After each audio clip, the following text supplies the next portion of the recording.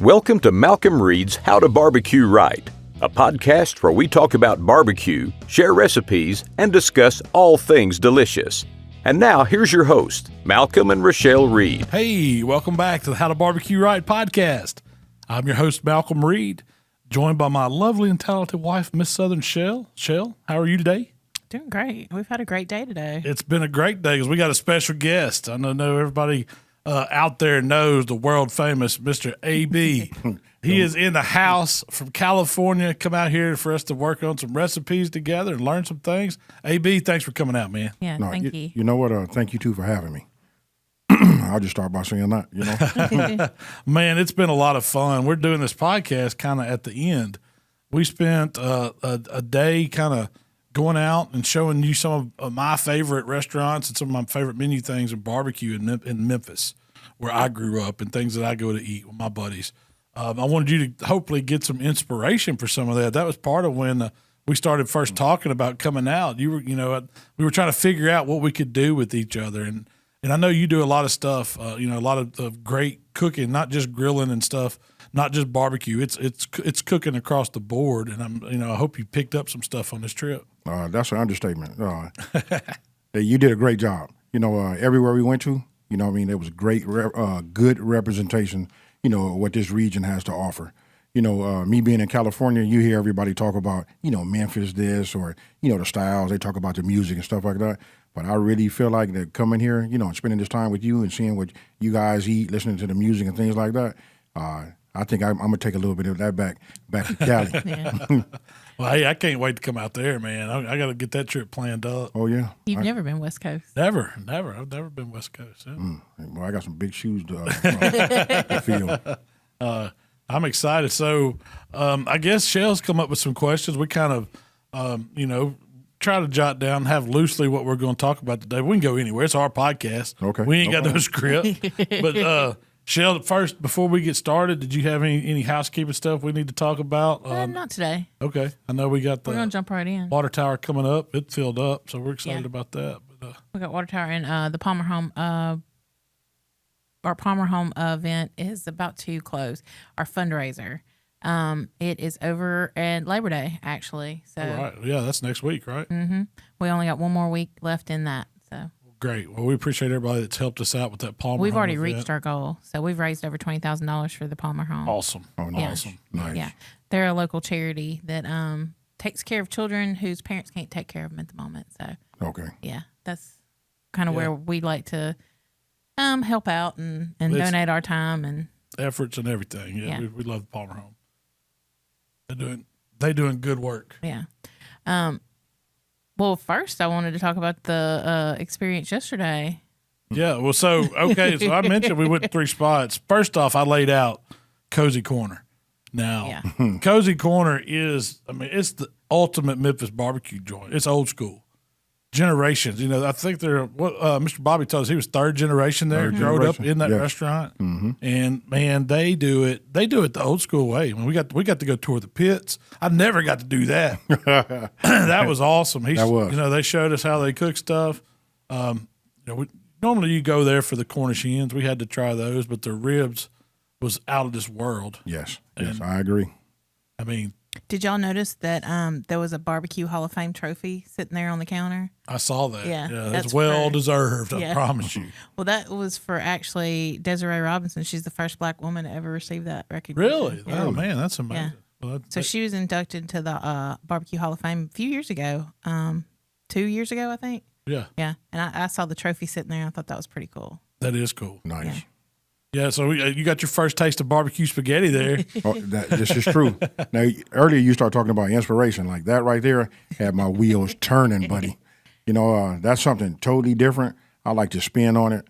And then we had it at a couple other places too. Yeah. But I'm taking something back. And I tell you, when I do a video, I'm going to be looking through that lens, looking for you to ask you, did I do right? I have no doubt that you're going to do it right. I wouldn't expect anything else. So let's talk about, so we had the ribs, we had the Cornish game hen, we had the spaghetti. We even had some caramel cake. If you had to pick what your favorite thing was at Cozy Corner, we're not going to do favorite thing overall. That wouldn't be fair to what we did. Yeah, okay. But for the spot, what What'd you like about Cozy Corner? For me, ribs. The ribs? Ribs, I'm with right. you. Those ribs were Right. fire. They were good. Hey, I like that. What were they? Fire. Yeah, that's right. They was fire. Right. That, and then, I can go ahead and just rank them like that. I would say ribs. Now that would be 1. 1A would be the Cornish hen. Yeah. 1B would be the spaghetti. And then I guess number 2 would be the caramel cake. Man, I do it. I put my hand in a little bit of the bacon. Yeah. You know what I mean? And but that right there, that was nice and moist. And the caramel, on top was just like, I like the fact that it was like soft. It was not hard. It was not hard, like right. it gets to be. Yeah. Yeah, like on a, what is that, an apple? Yeah. Nothing like that. I was, I'd never had that. I didn't even know it was on the menu. And I don't know if it was regularly because when he brought it out, he said it was something he came up with. Right. He was just trying to do recipes justice to where, he wouldn't break. That's what really set my, what I really liked about Cozy Corner, what they're doing there. They're not trying to get away from the original way that they cook barbecue. Still running the same pits, the same recipes, the same food coming out of that kitchen that's been doing it for 50 plus years, long time, Right. Just the whole feel, just the fact that they come from the back, you know what I mean? Hey, I got to tell this story right here, though, that put the smile on my face is when the guy that came to drop off the towels and the linen to them. Yeah. And then they go in there and tell them like, hey, Malcolm Reed is in your parking lot. That right there just lets me know, man, and then just the whole feel, the owner, everybody comes out, they give us the grand tour. When I think of the South, that's what I see. Yeah. You know what I mean? And I see like even commercial places are trying to go back to they're trying to get back to the roots, trying to make it more, family. That's right. And that's what, now Memphis, we're known for hospitality. Mm-hmm. You're gonna get the good food, you're gonna get the, the good times, the music and all that, but you're also gonna meet some of the best people in the world right here. Right. It's just that's the South, man. Right. I don't know how it's like. I can't speak to Californians. I ain't never been there. But people speak to you here. I don't care who it is, what walk of life you're from. You saw it at that restaurant first. There's all types of people in there. Right. And there was we were there at lunchtime, and there's people just constantly coming in. The one thing I was disappointed about our day was I had a few other stops planned, but with this daggum COVID mess, man, dining rooms are closed in some of them, and there's nothing we could do about that. So we didn't get to go to the barbecue shop, which is one of my favorite places in Memphis. When you come back, we're going back to the barbecue shop, and we didn't get to go to Neely's, but we did go to Central. And I always send people to Central because they've got the wings, they got the nachos, but they got some dry ribs or the muddy ribs. I think that might have been your personal favorite over the dry. Right. And if my partner Mike, if you listening, I'm sorry. I talked about the muddy rib, but listen, I'm all for it now, though, buddy. So out in California, what kind of ribs are y'all doing? Is your take? Is it more of the Cozy Corner style? Is it more of just a sauced rib, or what do you see out there? Well, when you say California, it's more of a sauced rib. That's kind of like my favorite. That's the backyard favorite. But for the restaurant, we do one a little bit more like cozy. Yeah. I had fought it, because I just wanted to stay true to like how the customers like it. Most people in California, again, they like a rib where it's fall off the bone. They don't know that's like a mushy type meat.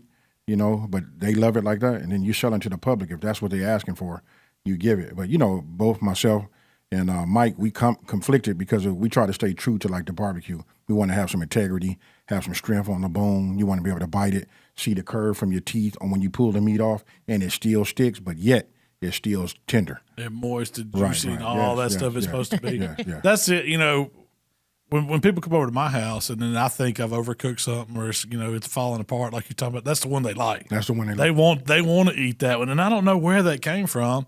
I guess it came from people eating bad ribs or tough ribs, and then they finally got some overcooked ones and they thought it was great. Right. But you see it all. We see it down here. We see people say, "Oh, I want it fall off the bone." Well, you and I both know that ain't the way it's supposed to be if it's done right. Turn that into a judge. Yeah, that's right. That's right. Oh yeah, no. In the competition world, you're dead in the water. If you turn that in, they call it mushy barbecue. Right. And then so we did hit one last stop, and we went to Memphis BBQ Company, and I always say it's some of the best barbecue in Memphis.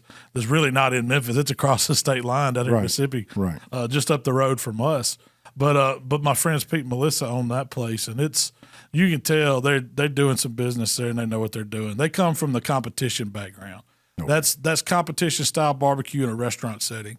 And so we tried their ribs 2 ways. We tried spare ribs that were the muddy wet rib, and then we tried the dry ribs or loin baby backs, and then we tried which I had to put you on. And we're gonna talk about those cheese fritters. Oh. So what did you? That's the appetizer when somebody comes to Memphis. I say we got to go here and try these. I don't know. I was still trying to figure out how could I take one of those. I wish I had a Ziploc bag because I would have took it. I don't care how hard it would have been when I got home, but I want to dissect that right there. That was amazing. You know, it's different. As soon as I bit it, hey, wait. Let's talk about that sauce. Yeah.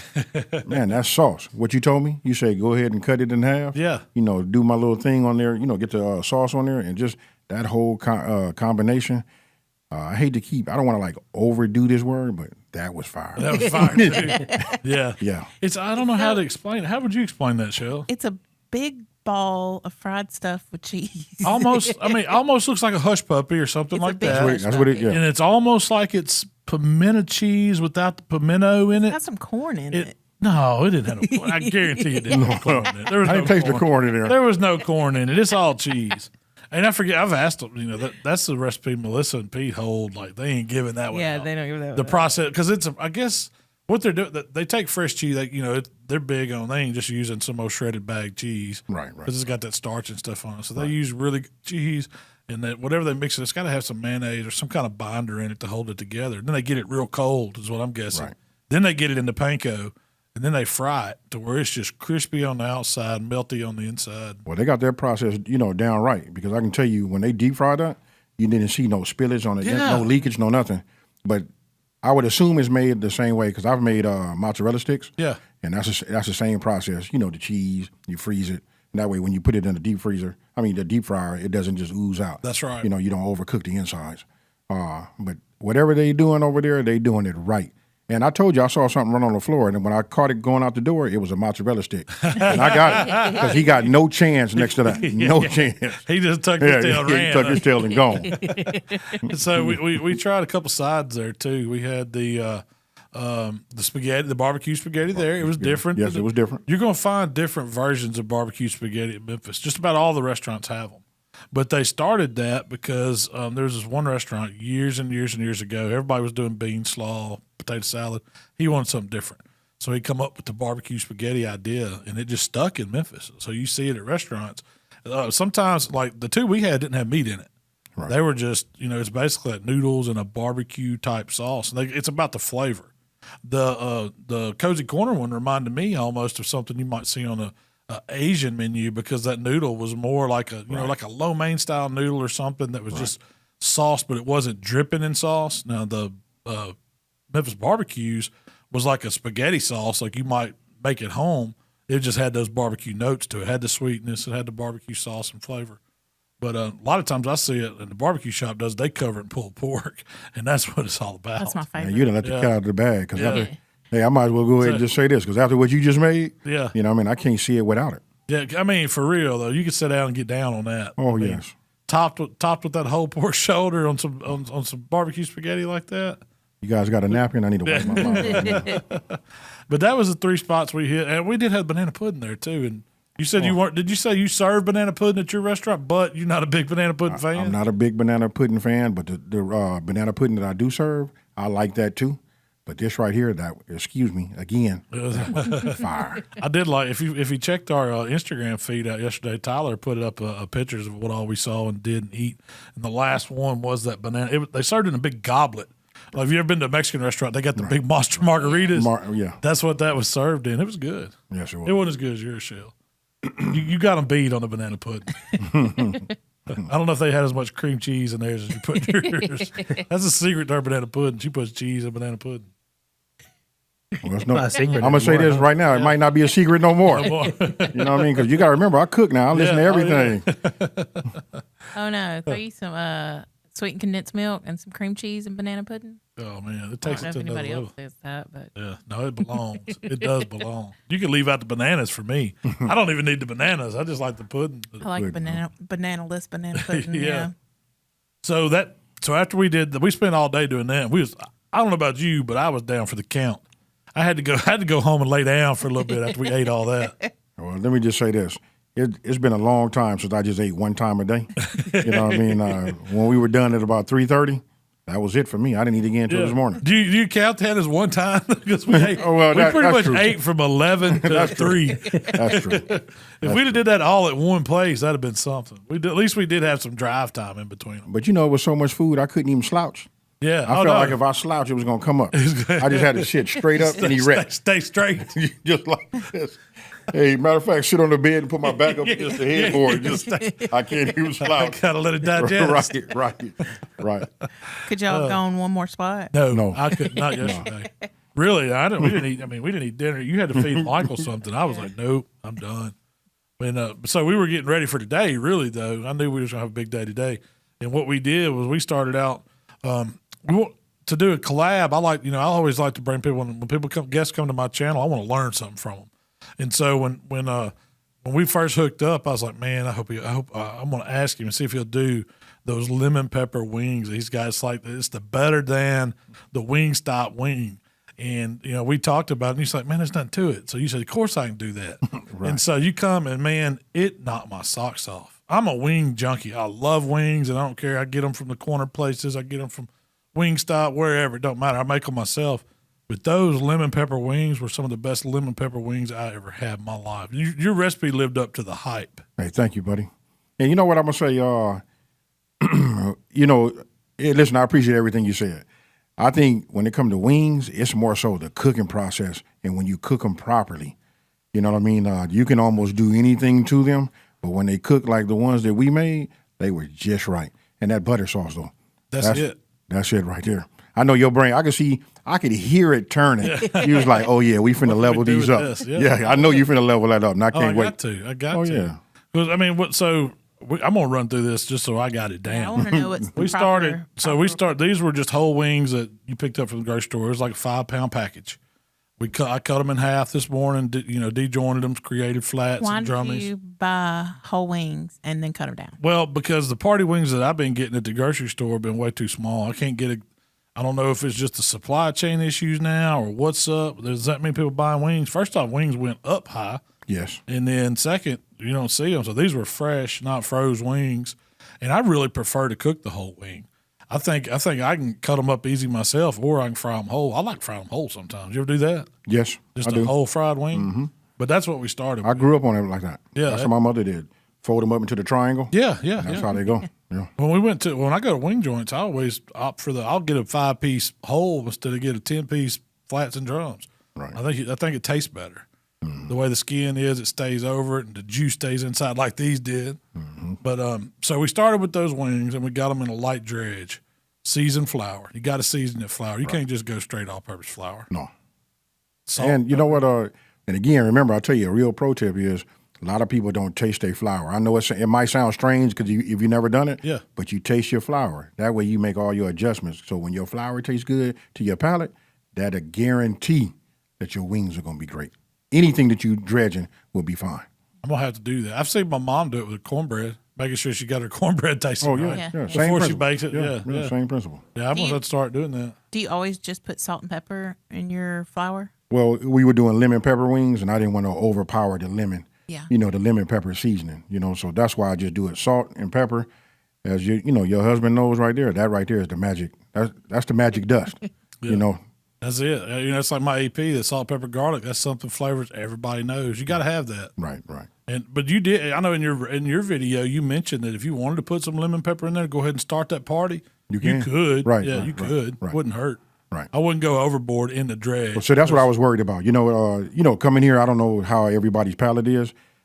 When I'm trying to show out, I would have put a couple of tablespoons in there. I'd have made it. Kicked it off. Oh yeah, we kick it off right. And then each time that before we flip them, before we toss them, I would have stirred up the butter to get all of the seasoning Back up on top. Yeah. And that way we can see it actually on there as we tossing it. Oh yeah. There's just a few things I didn't do. You know what I mean? I just want to make sure you guys like them. Oh, and I was really, really concerned about the cooking process. Oh man, and that fryer did its job. Yeah, I was about to say, hey, we got to pay some homage to that fryer out there too now. That was the Bayou Classic 2-basket. I think it's the 5-gallon, and we just had it running 350. Oh yeah, one of those is coming to California. Yeah, you had to get one real soon. Yeah, man, I tell you what. No, Out there, you probably fry year round. Here, it's a little hot out there today. Oh, right.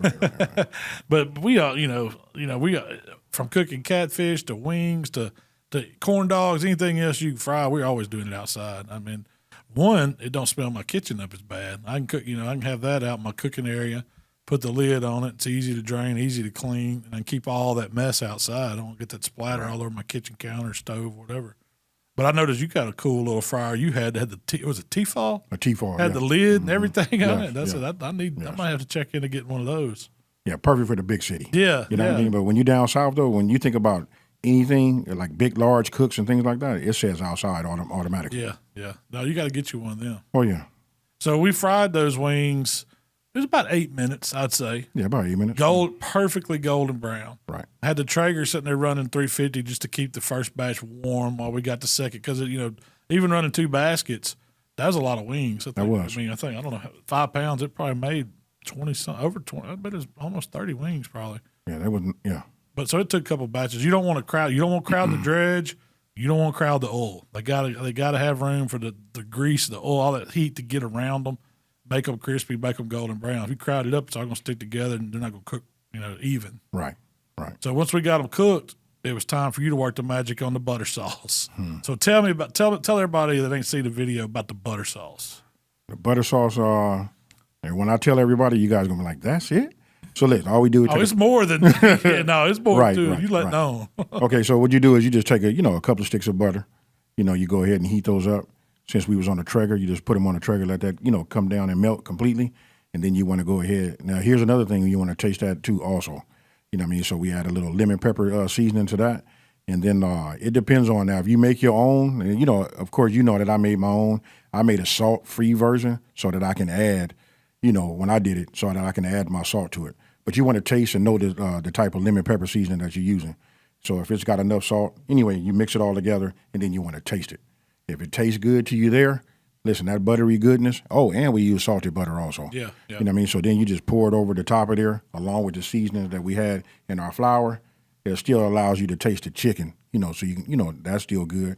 You put them in that little bowl, and then you just do your flip. You know what I mean? Hey, I'm sorry I keep, messing with my mouth, but just talking about butter, I can see it flipping. Yeah. You know what I mean? I just keep seeing I know. that. I'm reliving it right now in my mind. Right. Now, one thing I did forget to say just now is another level up is we cut a lemon in half, and you add the lemon juice inside of there. That's a really good idea. Right, Yes. right. I never would have done that. Yeah. I never would have thought to do that. Right. And then putting the zest back over the top of them. That one we done? Yes. Yeah, that was it. That was it. Mm-hmm. When you tossed them in that, put them on the board, hit them with the zest, pop them with the parsley. The parsley ain't giving you much flavor, but it looks awesome. Right. Yeah, but man, you got the fresh citrus. You don't get that. Like when I order lemon pepper wings, it seems like they're just hitting them with heavy lemon pepper. I don't taste the butter. I don't get any of that. They just been lemon peppered. And and like you said, it just ends up being lemon salt or something. It's overpowering. But yours had that citrus. I don't even know if it's fair to call them lemon pepper wings. It's more of a fresh citrus wing is what I get from it, man. And butter citrus or something like that. Right. That's got my mind spinning on how many different things I could do with that sauce. Oh, I can't wait. Yeah. I knew they were good, though, because I heard somebody ring your doorbell in the front and asking for a 3-piece. You know what I mean? So, they already knew. right. They already knew. That was One little tip I liked is when you were dredging them, you'd pick up the wing and squeeze it in. Yeah. Get that bread in there. Now, how many times have you guys heard people say they make chicken and it just don't come out right? Yeah. You know what I mean? That's part of it, too. You got to Skin grab comes it. off, don't bread right. Right. And then it depends on what I'm doing. Like if it depends on who the guest is. Like, of course, when you guys come and we're going to have chicken, I'm going to trim it all up and make it look pretty. So when you start with something good, when it finishes, it'll be good. That's also. right. But I like to just get it on there and I like to squeeze it, almost where the meat feel like it's about to tear off of the bone. But I want to push that flour and that seasoning in every nook and cranny on the chicken. But it didn't make a heavy breading at all. No. It shook off all the excess. Yeah, you shake it all off. So that made it so, I've had some wings where they're so breaded, it's like its own crust on top. These weren't. It was like the breading was into the meat, like you said. Right. And so it was a real light breading. and it stayed crispy. They're still crispy. What's left back there now? I just walked by before we come back here and grabbed one. I was like, I got to see. I got to put them to the test. Since like, we're going to talk about it, good? Yeah, right? They were still crispy. Like, let me eat one since we're going to talk about them anyway. I didn't want to go bad. Right. So that was the recipe you shared with me. Then we got into what I was going to share with you, and I wanted you to see Memphis style pulled pork made from whole pork shoulder.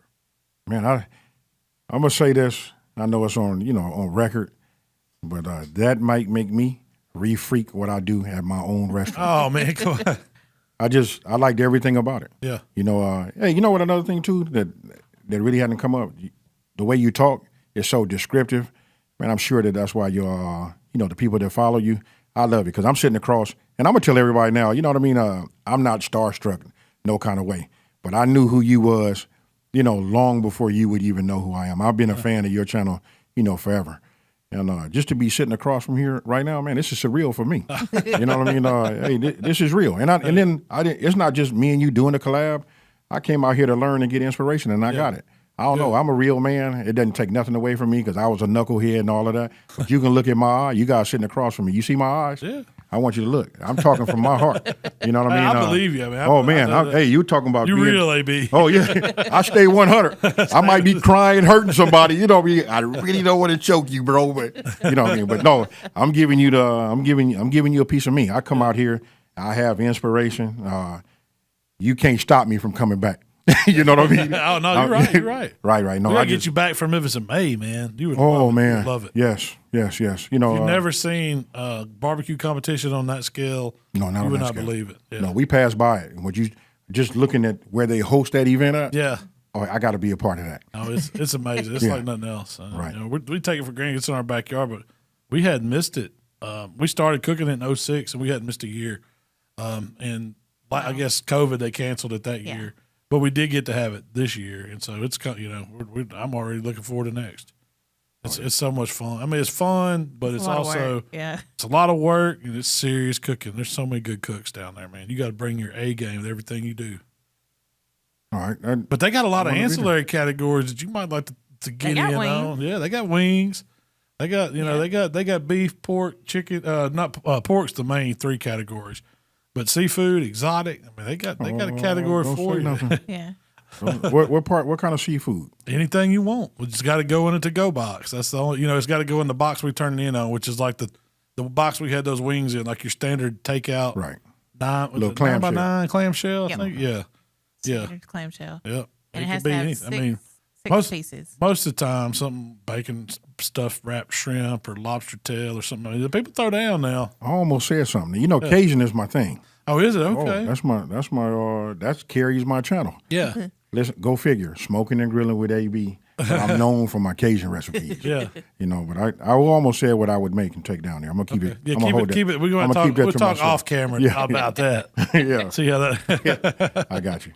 But no, it's a lot of fun. You would love it. Speaking of your channel, could you give us a little history? Yeah, man. So I know the folks want to hear it. Yeah. So how did you get into doing cooking on YouTube?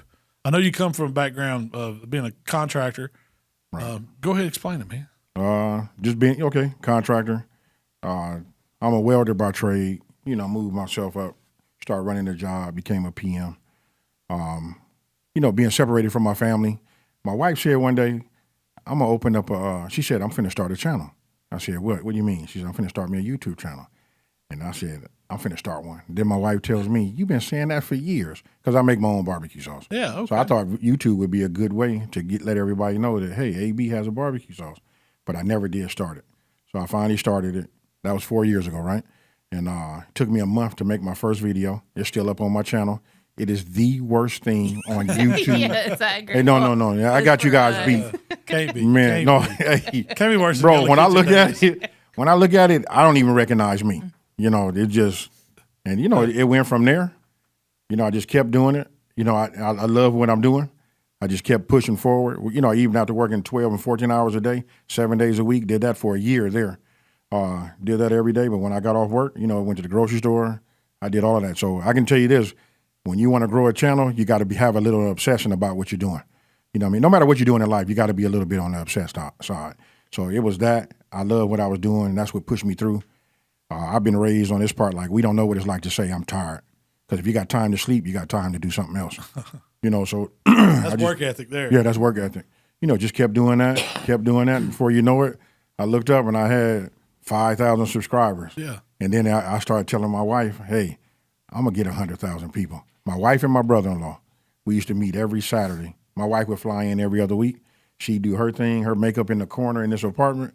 And me and my brother-in-law used to do a little show called, I don't even remember the name of the show. It was like 3 guys in the kitchen. We just went in there and just cooked every day. Went live for 36 weeks straight, every Saturday, after working 12 and 14 hours. We did cook on Saturday all day. Yeah, we cook. He'd be drinking half the time. We just be having a good time. I can tell you some horror stories on that. Yeah. Hey, look, here's a funny one for you. Wasn't funny then. I was cutting some bread in my left hand. Had a bread knife. I had it in my hand this way. We live.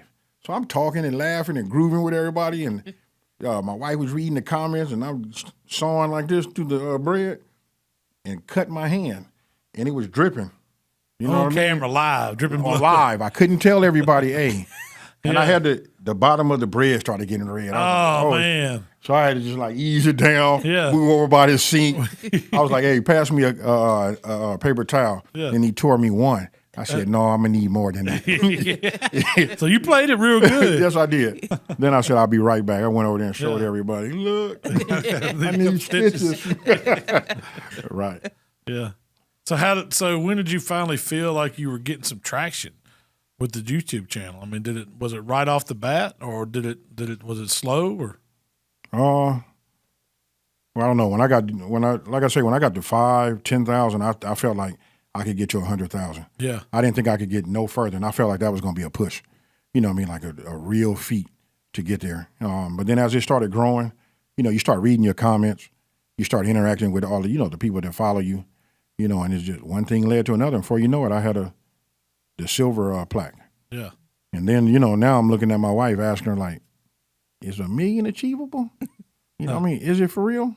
You know what I mean? And just kept doing so for me, it wasn't like I was doing nothing to get that. I just kept making videos.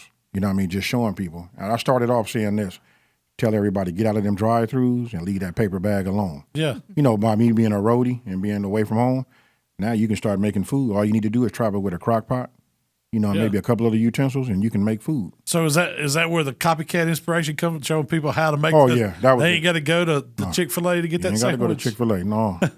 And that one that I made was so big. Oh, Shell's got that on the notes right here. She's now Chick-fil-A sandwich.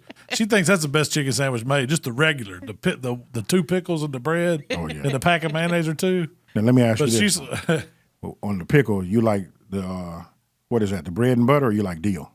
I like deal. Oh, do you? Yeah. I think the chicken sandwich got to have that sweet pickle, that bread and butter. I do a spicy garlic, and it's got a sweet tone to it. It's not hot, but it's got a little bit of it's like a spicier bread and butter. But man, it's good on a chicken sandwich. It is. Your description, Real man, good. you got me like, man. Yeah. Oh, I'm gonna get you a jar. I Yeah, gotta get you some stuff out to California. Yeah, send that out. You ain't to never me. tried them pickles. Yeah, you're gonna get some stuff to play with. Okay, that's what I'm talking for about. real. That's what I'm talking about. What's been your I guess your biggest video to date? I was looking on there, and it was one I think you did a take on was it some kind of sandwich? Yeah, it was just using my local deli. Yeah. You know what I mean? You can always go in there and get some turkey meat, pastrami meat. On my side of the country, pastrami go on everything. We got DUI fries. Yeah. Those are chili cheese fries. You got steak and everything, but you got to pile a lot of pastrami. So I said, you know what, let's get that. Just showing people just other options. You don't have to, like I say, keep going to McDonald's or getting all these fancy things. You can go in there. Everybody a lot of people have a flat top at the house. Yeah. You know what I mean? So, hey, you can go out here and spend some time in your backyard with some friends and make these sandwiches like you do. But the bread was really the killer on that one, too. I saw you slice that loaf. Oh, yeah. It was like a cheese bread kind of loaf or something. Yeah. That one had me drooling. Yeah. I know why. I try to do those. I try to do that. Yeah. And that's how I look at my channel. It's more like, for lack of better words, it's like food porn. Yeah. When you look at it, man. you know what I mean? If I can get a loaf of bread and I can cut it myself, wouldn't you rather see that than of me to just get some thick sliced bread? You know what I mean? I just thought this would get it right here. That's right. That's right.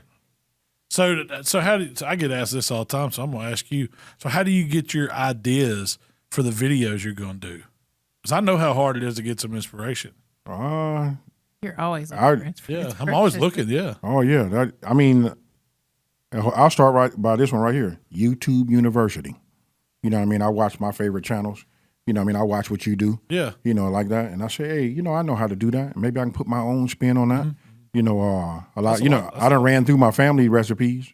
You know what I mean? Because I'm gonna be honest with you, my mother and grandmama had like I'll start with my mother. We probably had about 10 to 12 recipes she did, and that carried me from the time I can hold a fork in my mouth until I left home. You know what I mean? I knew what day we was gonna get spaghetti. You know what I mean? I knew meatloaf was coming. You know what I mean? Then every 10 days, here these, you know, it's just the same rotation. Yeah, that's so I tell people on my channel, like, hey, there's some things you can do out here that you don't have to go always, you don't have to always go out. And, you know, you can share this with your family. A lot of where I come from too is a lot of open floor plans. You know, you got the kitchen and then you got the living room right there. So everybody there, this is a family event. You know, you get to talk. It's more than just cooking and putting out a dinner. Right. Same old thing in rotation. Right. Have fun with it and learn something, and don't be scared to try different stuff, man. Absolutely. That's one thing. What I really love about your channel is even though it's smoking and grilling, you can get way away from that. You've taken it to another level by being able to experiment and do all this different cooking to showcase that, hey, I'm not just about a grill. I can get down on whatever, whether it's a copycat recipe or somebody. I mean, for real, whether it's dessert, whether it's bacon, whatever it is. That's the stuff that I've been trying to get into a little bit, even though I'm How to Barbecue Right. I want to get into more, because I don't just eat barbecue. I ran out of competition recipes a long time ago. Right. That's where we started. I was like you. I ran out of those a long time ago, and I had to start looking for inspiration at other places. People cook. I'm a cookbook junkie. I'll pick up somebody's cookbook, and if I see a few recipes, I'm buying it. Or if I see a review of it on Amazon or whatever, I'm ordering it. I'm always looking at magazines, whatever. If I'm going to a restaurant, look at the menu. I saw you looking at the menus yesterday. Yeah. You was like seeing what Remember they asked, could they take the menu back? I was like, no. That's right. No, I'm going to need that. That's right. Right. So that, all of that, that's inspiration. And me being in another region, I don't even know what's going on. So when I look at that right there, I'm like, it just broadened my horizon. Yeah. Put something else. Hey, speaking of that, I got to go back to that pork shoulder, bro. That right there, that was just fire. Just the way I do it. And just the fact that I save my juices, you know what I mean? And I come back into that and I mix all of that together. You just showed me when you do it properly and it's rendered down just right, it still stays juicy. Yeah. We didn't add nothing to that. My mind is still blown. I'm like, hey. It did turn out good. I mean, you showed pork shoulder. I'm telling you, the whole pork shoulder, you get the best of both worlds. You get that picnic and that butt in there. And that's old school. You don't see many people doing that anymore. In fact, in the barbecue world, competition, Memphis, the Memphis style or the MBN or Memphis and May is the only ones that do whole shoulder. Most everybody's cooking butts now, even from the restaurant side. Right. It's you get more yield. It's probably save you money in the long run cooking butts than it would a whole shoulder, because there's so much waste with the skin, the bigger bones up there in the picnic and all that. There's just not as much meat. You can cook 2 8-pound butts, and you're going to yield you probably 8 pounds of cooked meat. Right. When you go to sell that, that's profit. That's profit. Yeah. You ain't throwing away a lot out of a butt. You got the blade bone and a little bit of fat. When you said profit, do you see my face light up? Yeah. With a smile? So when did you decide you were going to get into the kind of the restaurant world? Because you started on a small scale, almost like pop-up style, right? Right. That's exactly how we started up. Myself and I have a partner, my best friend. We've been friends for 32 years. And me and him was just doing something. He had the Lone Star grill, the whole trailer. Yeah. Insulated, stick burner. That's it. Everything is on there. And, just with our lives, nobody was doing anything with it. We decided, let's do it, let's just go to this. We started out doing like this little fair type environment. We did it twice a month. And then from there, the owner of the place that we're in right now came, tasted the food, and made an offer that we couldn't refuse. We went from saying we would never, ever, own a restaurant to like, hey, we can do this. And that happened on a Saturday. That Tuesday, he and I had a contract in front of us, a lease agreement. Wow. Yeah. And so the rest is history. Yeah. Right. So, I mean, you got aspirations to open up more than one location sometime, or are you just going to stay true to the one right now, or where's the future going to go? Okay, for me, I'll give you, I like this. And like I say, I feel like I'm talking to family. So I'll tell you, there's nothing wrong with nobody knowing. For me, I'm a little bit more on the ambitious side. Yeah. I think about like having a legacy, right? Okay, I got to 1 million, subscribers that follow me on YouTube. I mean, that was a major milestone.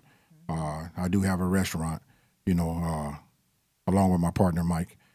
We have a restaurant. I mean, that's cool too. But for me to leave my legacy and my stamp, it's for me to be able to say I got one here, in California, I got one in Las Vegas, and I got one in Atlanta, and maybe somewhere else, and they all be successful. Yeah. That's how I think. So that's where my next goal is to, put one in. I want to go play in Nevada. Yeah. You know what I mean? So I'm gonna go play with the people out there. And I've tasted a lot of barbecue. Even coming out here, you guys got your style, but it's still good barbecue. Oh yeah. I've been a lot of different places, and I don't want to say that their barbecue isn't the best, but I feel like I can go to Vegas and compete. You know what I mean? Mm-hmm. And make a name for ourselves, and from there we're gonna go to Atlanta. I believe it, man. I believe it. Yes. All I got to do is get you out there to just, to put your stamp on it, and I know we'll be successful. I've been to Vegas. I like Vegas. I put it this way: Vegas likes me. Right. I don't know if I like it. I got it. Oh no, you like it. I do. I like it. No, definitely. But I mean, I believe as hard as you work so far, I think the sky's the limit. Because with what you've done, it's amazing, and people flock to you. That's something. It's something about the way you talk to people, and it comes across. It's real. I think that's a big part of it. People identify with that. I know your food's good. Right. I'm glad you said that because I would try to my version of the way I think I'm trying to help somebody because they ask. Yeah. And then I say, first of all, like it always starts with YouTube because most people are like, oh, you got over 1 million people following you. That blows their mind. And then, they ask me what's the secret is and all of that. And I always tell them this. You can have Bill Gates money and have all of the best equipment and everything, right? It's two things that's going to stop you from growing. One is you got to have a thumbnail in order for people to even click on to find out who you are. So that's step number one. If you got a good thumbnail, because most people tell me my thumbnails are good. They're beautiful. So that means, and now I'm the competition. So when you drop lemon pepper wings, your lemon pepper wing thumbnail needs to compete with mine. Yeah. Right? So that's step one. Shell, we got No. We got some work to do. no. And then number two is, you got this one already also, is that the people have to connect with the meat that's in front of the camera. So Yeah. even though you're doing everything right, you got the best thumbnail, once they click on it, after 10 seconds, they probably gone. And so I learned that too when I did my channel. I won the click war. That's probably what helped me grow. But when I looked at my watch time, that told me right off the back my content was garbage. I got no energy. I'm talking. It looked like it didn't even look like I was being operated by a robot. It just looked like I didn't even want to be there, which I didn't. You know what I mean? I was just doing it because I had to get comfortable with it. And it probably took me about 60 or 70 videos to be comfortable. Now you can turn the camera on right now. You see how it is. You just say, are you ready, AB? Let's do it. Yeah. You know what I mean? That just comes with time. And just like I see the way you maneuver and how you talk about that barbecue, I know your passion. You know what I mean? You know what you're talking about, and I see it. That's what made me be a subscriber of yours many moons ago, buddy. You know what I mean? Many moons ago. So you didn't have any background doing camera work of any kind, anything like that? Yeah, so I didn't either when I started. That was the hardest thing for me, to be yourself in front of a camera. Because it was, that's something, and I don't know, you can't teach. I don't think you can teach that. It's just something you got to get used to doing. Right. And that puts hours in front of it. I don't know how many it took me. I still ain't. No, you light right up. I do better with some. I know, no joke. When I'm with somebody, it's easier for me because my style is I'm talking to people like they're right there with me. Like I got you sitting in front of me, and we're doing this. So when I can think of it like that in my head, I can slow down. I can talk. It's like I'm hanging out with my buddies. But when I get jammed up or I get nervous or something, it's just like a freeze up. I don't know what it is. Shell has to snap me out of it. But it's not easy. It's really not easy at all. Right. How often do you film? For you? I'm gonna go out on a limb and say I put the 2 videos out a week. Mm-hmm. 2 a week. My goal is to do 3. 3 is really, really nice. Man, I wish 2's tough. Yeah. We've done 2. Like during COVID, we didn't have extra time, but we knew that was the time. Like people were going to be watching YouTube. So we were trying to throw as much as we could out, and we would do 2. Sometimes we did do 3. It was man, I'm talking about when you got other stuff going on, you trying to put 3 videos out, Yes. it ain't no joke. It's tough. Yeah, that's an understatement. It still be quality, you know what I mean? You can't. I mean, I'm not just talking about just throwing one out there. Do you often have you ever filmed 2 recipes in one day, or do multiple films in one day? Well, I got a guy to my right. That's his goal. Yeah. That's his goal. We'll get there. I'm moving into a studio. I've already moved into it, but just building a kitchen. Yeah. Getting everything ready and set up. Didn't know that it was going to be as much money as it was because you got to light this new kitchen too. You know what I mean? I went from the $100 soft boxes that was just fine to bringing him in, and the first thing he says is, and you're talking about being a prima donna. He came in and said, that has to go. I don't trust these lights. I'm like, okay, well, what are these lights? Then when he starts showing me the lights, I'm like, really? $1,100 a piece? Oh, man. What? Yeah. For a light? For one. We didn't pay that much for our camera. Right. We're doing it wrong. No. You doing it right. I see the quality in the last videos that y'all showed me earlier, and that was amazing. Now, you know what? Let me speak a little bit about that. We don't need all of this equipment we have. You know what I mean? We still have to do YouTube we have to do things that we like. Yeah. You know what I mean? And I've always been a bells, light, and whistle guy. If it light up and it make noise. He was drawn to it. Oh, yeah, I'm drawn to it. I could have never been a mosquito, buddy, because I'm going right into the light. So I do a lot of things. You know what I mean? I don't want to lose my connectability, for my I don't want my subscribers. Yeah. My subscribers that watch me. I don't want them to think I'm going Hollywood, but these are the things that I like. You know what I mean? I like to have somebody that can come in and teach me to elevate, and make better videos than what I've been making. Because I get bored with it, seeing the same thing. I mean, the truth is it's information, but I like to see a little pizzazz. Yeah. No, I like that too. I just think it gets to a point to where as long as you're not looking overproduced, like you're faking it. Right. I mean, there's nothing wrong with the most crystal clear video and vibrant colors and all that, as long as you're still doing you and doing your way, Right. I think that's only better. It shows the progression of your channel. If you go back and look at our old stuff, man, it was rough. We were shooting it with just a crappy cell phone, and then the handheld camera. You can see ours through it. And there's still people that go back and watch that, but I think it looks a little better. It's a little easier on the eyes now. Right. Yeah, so y'all don't like it, do you? I'd like to take them all down. But you can't. I think people want to see that. Yeah, they do. Well, that's one thing I love about the YouTube platform is it's there to stay. Once you put it up there, you don't pull it down. It's there forever. So people can go back and they can watch some of the early days and see how see how you've changed. Yeah. You ever go back and redo any of your old videos just to see if you do something different or something like that? I have. I've done 3 of them. I did at the time my most popular video, which was an air fryer chicken wing video. I went back, made it as different. I think I'm speaking better. Yeah. My energy good. I'm doing me now. I'm having a great time. That video hasn't done nothing. That's crazy. It man, unbelievable. But I did it. So if anybody ever goes out there and find it, they'll just see that same video. Yeah. You know what I mean? But it's a lot well done. Better done than it was before. Yeah. Well, because it was really impressive how you jumped to 1 million subscribers in 4 years. Is that right? Yes, 4. That's amazing. Yeah. Amazing to jump that fast. What do you contribute? Where did you see that biggest growth spurt? Was it after you hit the 100, or was there one thing in there that you can contribute to? Is what got you to that 1 million hump?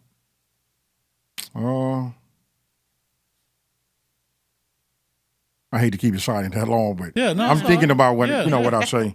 Because I was really, really connected to YouTube. So, looking at what a lot of people were doing, I think that when I came along, people knew who I was when just watched the video. I've seen a lot of my influence in a lot of videos that you see right now. Yeah. All the way down to playing the music. I'm not the first person to ever play music, but when everybody hated it, I just stuck with it because you got to remember, I still like to make the video for me too. Also, I stayed with that. I started seeing people copy the tags when tags were important, and they would copy the Smokin and Grillin with AB and put it in there. I was like, they just copied the whole thing. Yeah. Along with the recipe, and which is fine. We all do it. We all put our own spin on whatever we do, right? It's hard to really create a new recipe. Like if you're going to make smothered pork chops, there's only so many ingredients you can put in there, they still smother pork chops. Yeah. But I just, I started watching all of that, and then I was thinking to myself, I guess that we all doing it, but I'm gonna say the biggest thing that I would say that helped me grow would be just being consistent and doing my homework. By me being, this is just a podcast and just telling the truth. Just by knowing my race, I did my homework. I know what my race and the people around me that live in my community, I know what they like at certain times of the season. Yeah. You know what I mean? So that played a lot into it. And I watched other YouTubers where they were just putting out whatever they saw somebody else have some success. And I think now that more people are starting to, do their homework now, that's what's helping a lot of people grow. So I think they play a follow leader, and you became the leader, doing different stuff. I struggle with you saying that, but just I believe you a king, and I'm a king. So when you walk amongst kings, when I talk, it doesn't offend you. But you just said exactly what it is. I'm not a follower. Yeah. You know what I mean? I do my homework, I do my research, and then I make my videos. And then, I know there's other people, they starting to learn that process. Yeah. This is why you're starting to see more and more channels starting to grow. That's why you got to take your next direction, right? I mean, well said. That's the way it is, for real. Well said. For real. Yeah. We see it. We see it with what we do, for sure. Man, you should be able to look at my channel and see some of you and me.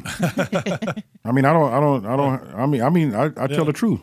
No, I mean, I do get that. I think what I see is you talking and being real, and that's because that's how you know how to do it. You know what I mean? Right. That's the biggest thing that I do. I mean, we don't have it all figured out, I promise you, but we do it the way we know how to do it, and it's real. Right. At least we're trying to figure it out. Yeah, at least we're trying. Right. Yeah, no, you speak to that consistency. That's probably the biggest thing that got us to where we were, because it took us 10 years to do what you did in 4. We started, was it 2 years ago in June when we hit the million? It took us 10 years to get it, but we saw tremendous growth those last 2.5 years before we got there, because it took forever to get to 100. Then we got to 100, that next 500 threshold was fast, and then from 5 to 1 million was super fast. So you can just see it kind of compounds or exponentially grows when you start snowballing, as long as you stay consistent. That's what I tell people. Like if you had to give AB's pro tip about if you want to get into YouTube, what would be the biggest thing you could tell somebody? They're going to start a channel and they want to be successful. What could you tell them? And you may have already said it, but I don't care if you reiterate. I guess the most important thing is make sure you're doing YouTube and your subject is something that you love. Yeah. Passion. I mean, if you're not passionate about it, when you're doing all this work and you only had 600 people watch this video, how long can you keep this up? Yeah. You know what I mean? Because the effort won't, That's where the passion lies. If you can do it for 600 and you can keep doing it, you're probably going to make it. Right. But so if you drop a few and quit, or come back at it 3 or 4 months later, it ain't going to happen. Like for me, I could drive a race car for free. You know what I mean? Me and that quarter mile, I do that for free. We had that on here.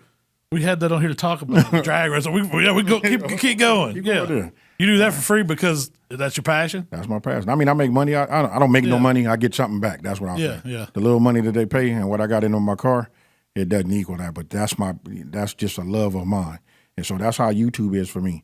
I love making the videos. Yeah. I love, the whole process. I like when I can't figure out what to make. I just love everything about it. And I just stuck with it. So do you consider being a YouTube star work, or do you consider it just something that you enjoy doing or whatever? You see I'm going with that? Ooh, that's a double-edged sword right there. I mean, I know it's work, but do you consider it work? Right. No, I'll say this. I love it. Yeah. I love it. And as my wife say, hey, you asked for this by name. You know what I mean? When I'm frustrated, things just not going right, she say, hey, but this is what you took on and you love it, AB. You know what I mean? So, and she right. So I push through it. There's never no time where it's like I'd ever want to quit. Not at all. You know what I mean? After you get your first million, I'm like you now. I'm looking for 2 million. Yeah. I would have told you it never happened. And I remember back telling Cheryl there's not 1 million people that would watch a barbecue channel. Remember that? Yeah, and I'd say, why would you limit yourself? Yeah. She's been the driving force on that because I don't know. I guess it takes a yin and a yang because that's what's kept us focused. I mean, a lot of times I might, not be so pumped up to do one. do a video or something. Or I might be losing interest or something, and Shell picks it up and goes with it. But then she might lose interest, and I pick her up, and we kind of motivate each other to keep going, and that works for us. Hey, that sounds like team. Yeah. Right. Hey, I take my hat off to you. You guys are husband and wife, and you guys get to work together, like this. Hey, it's a match made in heaven right there. Well, so does your wife still have her channel? Does she work with you ever? Yeah, she's helped me. You know what I mean? But it's important for my wife to have, something so that her whole life doesn't revolve around me. You know what I mean? Because you don't know. You only know a little bit. You know that I like drag racing. Hey, be quiet. Yeah. How fast that car go? Hey, you know what? Yeah, I can tell the way she laughing right now. She's like, everything is Malcolm. How fast that car go? Right. We're going to change the subject on that one, man. Right. We can't. He likes it that way. But if I had my way, she'd be running this place. Yeah. You know what I mean? But you know what? I spend the time with her at night, though. She talks, wants to know everything, and then she gets me in perspective. Yeah. So when I wake up in the morning, then she like, you got all the information? I done already drew the map for you and everything. Yeah. Now go get it. But you also have your daughter working for you too, right? Yes, she works for me. Part of it. I mean, I love that family. Keep the family in it. I mean, that's what our group that we've got, and we're all like family. Like you keep, you say it feels like when you're here, it's family. That's the way it is to us. Right. Even though we come from different backgrounds, different walks of life, and we're here, it's like we all got the same interest and enjoy it. You know what? You blessed in that way, and so am I. I don't believe in coincidence. You know what I mean? It was just a blessing that he came across and crossed my path. You know what I mean? Ever since he's come, he's brought so much to the table. I have a personal assistant. Her name is Mitzi. Without her, I'd be lost too. You know what I mean? Because where my wife hands something, I just told you a fib. I told you my wife lines me out. What she does is give me a piece of paper and she pins it on my shirt. I go and see Mitzi and I give her that. And then Mitzi reads it and then Mitzi makes sure it happens. And those two, they talk. And then I have my daughter there. And then we got the infamous Chris with his, look at him over there. Behind the scenes. Yeah, behind the scenes. Right. That's nothing wrong with that. Well, before we wrap up, I got one question that we ask everybody. What is your favorite thing to cook? And how do you cook it? Oh, hands down, this is my favorite meal. And that would be smothered pork chops. Oh, man, with a dark gravy and onions. Yeah. I was going to ask you, does it have onions? Rice or mashed potatoes? Either or. It don't matter, but you got to have one of the other. Yeah, one or the other. Yeah, hey, I can. You know what? I'm going to tell you this. I love pork chops so much. Yeah. I can take it as long as I got enough gravy. Yeah. Oh, no, we can get out. You don't need it? Yeah. I can use a piece of bread. Don't make me difference. You ever done a pork chop sandwich? Oh, come on. Come on, man. Now, I know I'm in Memphis and everything around here got pork on it and all of that. Pork, yeah. Man, I probably did things with pork, man, that'll blow your mind, bro. Hey, I believe it. Well, hey, man, AB, it has been an honor and privilege, and we've thoroughly enjoyed having you in town and hang out with us. We appreciate you taking time out of your busy schedule. I know you got a lot going on with your not only your YouTube channel, your restaurant, everything else, but man, it's really been great getting to know you. And I want you to come back and let's we're friends and we're family now. So yeah. Well, if anybody's interested in checking out that restaurant, where they go? They're gonna find what town. It's L.A. on the hat, but if you're gonna be in. It's in Rancho Cucamonga. That's Rancho Cucamonga, California. The name of the restaurant is called Elmer and Jasper's Craft Barbecue. Elmer was my grandfather's first name, and Jasper is my partner. His name is Michael Henry. He probably going to kill me for saying his government name. Government name. Hey. His government name. Yeah, well, let me just say it this way so Mike really kill me. Yeah. We used to call him Mad Dog. That's a whole other conversation. Man, it wasn't Mad Dog 2020. No. So, like I say, we in Rancho Cucamonga, and we getting ready to open. I'll be putting it out to everybody like in the next 2 weeks. When the grand opening will be. Yeah. I'm coming. Oh, yes, out there. please. I can't west. wait. Yeah. We just got to let me I'm not going to hurry you guys out there because you guys rolled out the red carpet for me. Yeah. I know where my zero is. So when you guys come out, I'll have everything set up nice, and it'll be, it'll be some good times. Was there anything else you want to shout out or tell it? We always get everybody to tell you where they can find you. I mean, I know everybody knows AB, but go ahead and shout it out wherever you. Okay, you can find me on YouTube. My channel is called Smokin Grillin with AB. I do everything from, I got a few. I know the name is deceiving. I got a few barbecue videos on there, and I got a lot of cooking on there. But with the help of Malcolm right here, I can go ahead and chase my passion and get it all caught up to speed. That's right. That's right. And then you can find me by the same name on all of my other social medias. Even if you don't, they might not be the exact same, but once you go out there and look for it, it'll populate for you. Awesome. Well, Shell, where can they find us? If you'd like to connect with Malcolm, it's HowToBBQRight on Facebook, Instagram, Twitter, Instagram, TikTok, and of course YouTube. If you'd like to connect with me, it's Miss Southern Shell on Instagram and TikTok. And Tyler down there. I know you've been quiet today, Tyler. I'm here. Been soaking it all in. Soaking it all in. You can find me on Instagram at TikTok_Tyler or on Twitter at TikTok_Tyler. That's it. And Chris is back there. Chris. Chris, you know what? You always on me about the microphone and all of that. And you ask me, am I prepared? Did I study? Are you ready? Where can they find you, Chris? Where can they find you, Chris? You guys can find me at chrisescobar.social on YouTube and on Instagram. Awesome, man. Well, hey, it's been fun, guys. And, man, let's do this again. Yes, sir. Hey, let me just say, hey, thank you, guys. Hey. Thank you. Thank you. Yeah, thank you. We gone.